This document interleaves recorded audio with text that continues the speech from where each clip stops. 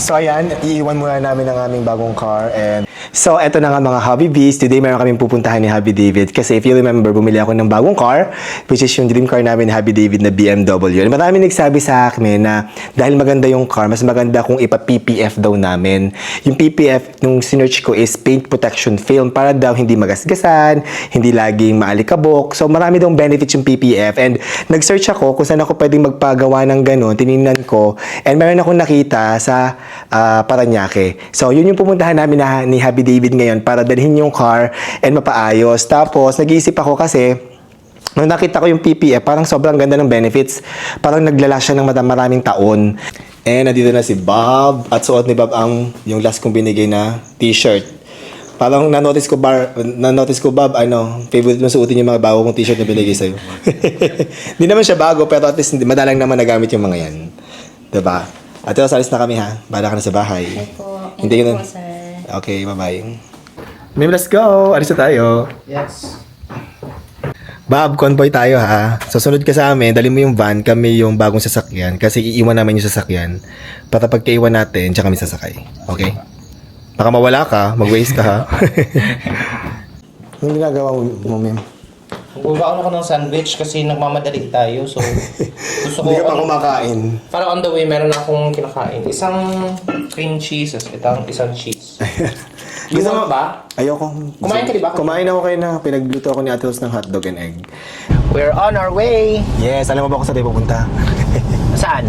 Hindi alam ni Happy David kasi ako yung nakakita nung auto shop na yun. Ang pangalan na pupunta namin is Leading International Auto Service Center. At located yun sa Quirino Avenue sa Paranaque City. Auto center? Anong gagawin natin? Magpapa-PPF ako ng BMW.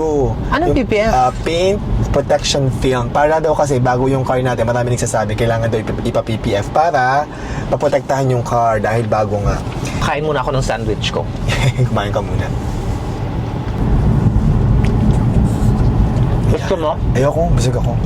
So, andito na kami sa loob ng shop ng Leading International Auto Service Center. Dito namin papagawa ni Hobby David yung BMW. Pero kahit hindi luxury car, pwede. Ay, oo naman.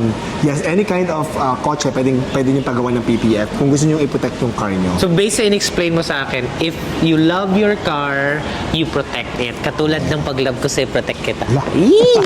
Sa ganun. So, itong shop nila dito, this is a one-stop shop. Lahat ng mga kailangan nyo sa kotse nyo, like repairs, anything na car maintenance and everything, ginagawa dito because this is a one-stop shop para sa mga kotse. Yan, sa mga sasakyan.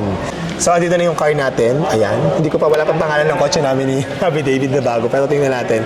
So, yung gagawin nila dito, itong car na to, iwan mo na rin dito, pero kailangan nilang linisin. Make sure na walang dumi or anything. Tapos, para makita nyo, ano bang itsura niya before siya gawin. So, ito yung itsura niya before gawin yung ating kotse. Yan.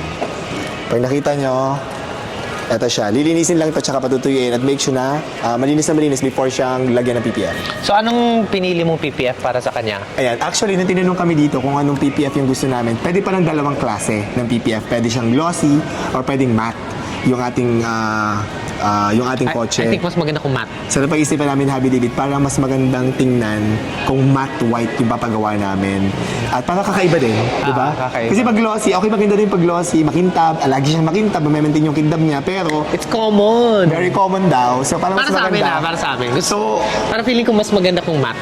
I know, and excited ako kasi nung nakakita ko sa mga pictures ng mga mat, ang ganda talagang tingnan. Hopefully kapag nagawa yung kotse, after that, is ma-satisfy kami at saka masayahan din kami.